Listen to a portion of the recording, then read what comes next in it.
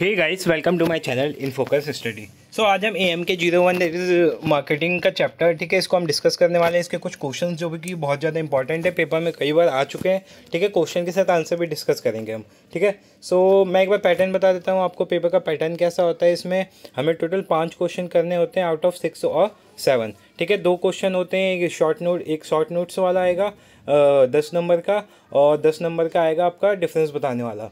तो ये दोनों क्वेश्चंस मैं अभी इस वीडियो के बाद अपलोड करूँगा, तो उसमें देख लेना। बाकी कुछ क्वेश्चंस है जो 10 नंबर के 3 क्वेश्चन आते हैं, उसमें बहुत ज़्यादा रिपीट क्वेश्चन होते हैं, तो उसके क्वेश्चन और आंसर आज डिस्कस कर लेते हैं। 5-6 क्वेश्चन है, ठीक है।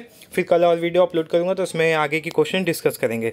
पहला क्वेश्चन है, what factor are kept in mind while determining the price of product, explain them.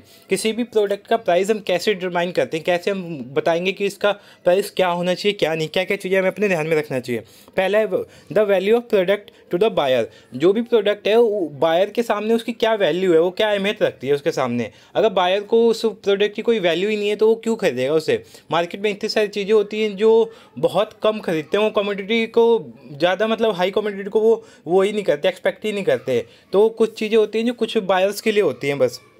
तो ये हम value of product to the buyer भी हमें ध्यान रखना चाहिए। दूसरा क्या है, प्रोडक्ट कॉस्ट का भी ध्यान रखना चाहिए कि प्रोडक्ट को बनाने में कितना पैसा लग रहा है, फिर हमें उससे पैसा कितना निकलेगा, हमारा प्रॉफिट क्या होगा। तो ये सेकंड पॉइंट भी प्रोडक्ट कॉस्ट ध्यान में रखनी चाहिए। थर्ड पॉइंट है कंपटीशन तो बहुत मेन होता है इसमें, क्योंकि बिना कंपटीशन के प्राइस हम फिक्स कर ही नहीं सकते। क्यों? क्योंकि देखो मार्केट में इतने सारे कॉम्पिटिटर हैं, ठीक है। अगर आप अपना प्राइस बिल्कुल भी हाई करोगे ना तो क्या होगा, आपका प्रोडक्ट साइड हो जाएगा। क्यों? क्योंकि लोग क्यों बाय करना चाहेंगे कोई हाई प्राइस की चीज़ जब उनको सस्ते में मिल रही है। तो ठीक है, कंपटीशन भी मैटर करता है। फोर्थ पॉइंट है लीगल कंसिडरेशन, और फिफ्थ पॉइंट है अदर मार्केट एलिमेंट। तो ये 5 पॉइंट है, 5 पॉइंट आप अच्छे से कर लेना। मैंने पॉइंट बता दिए, इसके अंदर आप एक्सप्लेन कर सकते हो खुद से।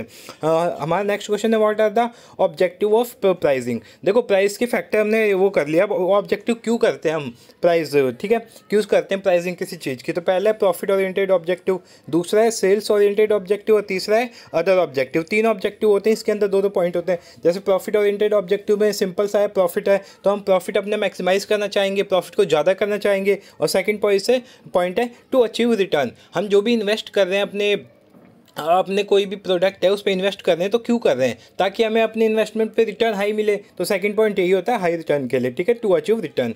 सेकंड पॉइंट सेल्स में आते हैं हम, टू मैक्सिमम सेल्स वॉल्यूम। हम अपने सेल्स को क्या करना चाहते हैं, ज़्यादा से ज़्यादा वॉल्यूम बढ़ाना चाहते हैं। क्यों? जैसे जैसे सेल्स इंक्रीज होगी क्या होगा, हमारा सेल भी इंक्रीज़ होगा, सेल इंक्रीज़ होगा तो हमारा प्रॉफिट भी इंक्रीज़ होगा। Maximum share of market, maximum of market share, ठीक है। देखो नोकिया आप देखा होगा 2000 के टाइम पे नोकिया का शेयर मार्केट में कितना ज़्यादा था, क्योंकि सेल्स बहुत ज़्यादा करती थी, प्राइसिंग वो अपने कस्टमर के हिसाब से करती थी, लेकिन अब कम हो गया है। तो इसमें वही है कि मार्केट का शेयर मैक्सिमम गेन करने के लिए हम प्राइसिंग होता है, ठीक है। अदर ऑब्जेक्टिव में क्या हो सकता है, स्टेबलाइज प्राइस और टू सर्वाइव। बहुत सारी कंपनियाँ सर्वाइव करने के लिए प्राइसिंग करती हैं, ठीक है, कि कंपनी उनकी सर्वाइव कर सके, कंपनी उनकी डूब ना जाए, ठीक है। सो ये पॉइंट आपको होप सो क्लियर हो गया होगा।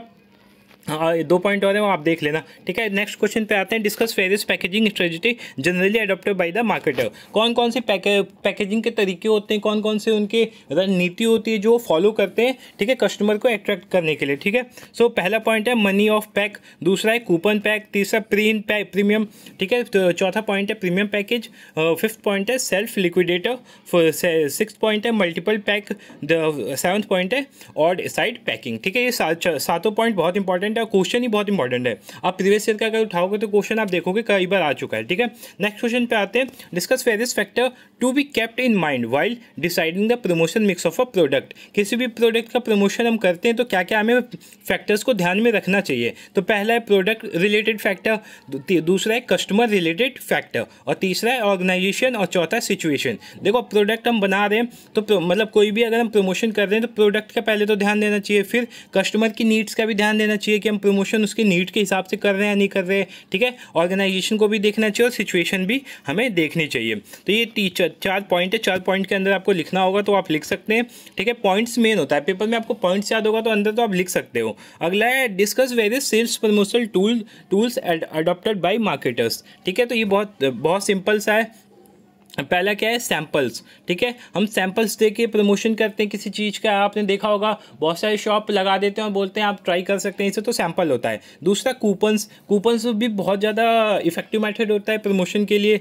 तीसरा है डिमॉन्स्ट्रेशन। ये क्या होता है, ये जब हम लाइव किसी चीज़ का वो करते हैं, मतलब लाइव प्रेजेंटेशन करते हैं, तो यही होता है। कॉन्टेस्ट के द्वारा भी होता है, कॉन्टेस्ट से लोग अट्रैक्ट होकर प्रोडक्ट बाय करते हैं। कैश रिफंड ऑफर, आपने देखा होगा 50% कैश मिलेगा, 100 पे 200, मतलब ऐसे होता है। कैश रिफंड के लिए भी प्रमोशन मिक्स मतलब होता है। ठीक है, प्रीमियम भी होता है, बाय बैक अलाउंस होता है, by one get one free जो होता है वो इसी में आता है। ठीक है, कस्टमर कंज्यूमर स्विप स्टेक, ये क्या होता है, ये होता है जो लकी ड्रॉ सिस्टम होता है, तो उससे लोग बाय करने आते हैं, वो फिर दूसरे को भी वो इन्फ्लुएंस करते हैं कि यहाँ पे लकी ड्रॉ हो रहा है तो जाके खरीद, क्या पता हो जाए। तो भले ही वो मतलब वो ना है, मतलब उसको खरीदना हो, लेकिन फिर भी वो जाके खरीदेगा, क्यों, उसे लकी ड्रॉ खेलना होगा इसलिए। ठीक है, प्राइस ऑफ ऑफर, जब भी सीजन एंड होता है तो प्राइस ऑफ कर दिया जाता है ताकि जो एक्स्ट्रा सरप्लस है वो क्या हो जाए, बेच सके हो। ठीक है, जिससे लॉस ना होने।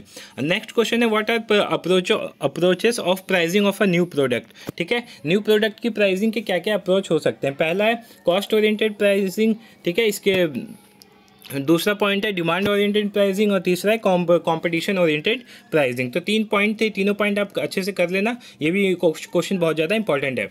नेक्स्ट एंड लास्ट क्वेश्चन पे आते हैं, explain the process involve in development of a new product. कोई भी न्यू प्रोडक्ट बनता है तो उसमें क्या क्या डेवलपमेंट, क्या क्या प्रोसेस होता है, ये बहुत इंपॉर्टेंट क्वेश्चन है, कई बार आ चुका है, तो इसको भी आप कर लेना। देखो मैंने ग्राफ के माध्यम, मतलब ग्राफ से सीधा समझा दिया है, आपको ज़्यादा दिक्कत लेने की जरूरत नहीं है, इसमें आप इजीली इससे समझ सकते हो। पहला आइडिया जनरेट, कोई भी आप प्रोडक्ट बनाना चाहते हो, मार्केटिंग करना चाहते हो, तो आपके पहले तो आइडिया आना चाहिए। आइडिया होगा नहीं तो आप स्टार्ट कैसे करोगे। आइडिया, फिर आइडिया स्क्रीनिंग, जो भी आइडिया आएगा आप उसको स्क्रीन करके देखोगे। ठीक है, लोगों के सामने रखोगे कि हाँ ये चीज़ है। फिर क्या है, कॉन्सेप्ट डेवलपमेंट एंड टेस्टिंग, उसकी टेस्टिंग करोगे कि ये काम करेगा या नहीं करेगा। फिर एनालाइज करोगे उस बिजनेस को। ठीक है, कि क्या क्या इसके प्रॉफिट हो सकते हैं, क्या क्या प्रोस हो सकते हैं, क्या क्या कॉन्स हो सकते हैं। फिर product development and market strategy development. ठीक है, फिर प्रोडक्ट टेस्ट, लास्ट में भी प्रोडक्ट जब सब कुछ हो जाएगा तो दोबारा टेस्ट करोगे आप, फिर उसका क्या करोगे, कमर्शियलाइजेशन करोगे। ठीक है, सो इजी था ये क्वेश्चन काफ़ी। सो होप सो आपको ये वीडियो अच्छी लगी। मैंने जो जो इंपॉर्टेंट क्वेश्चन थे 5-6 वो इसमें मेंशन कर रखे हैं। एक और वीडियो आएगी आज या कल में आ जाएगी।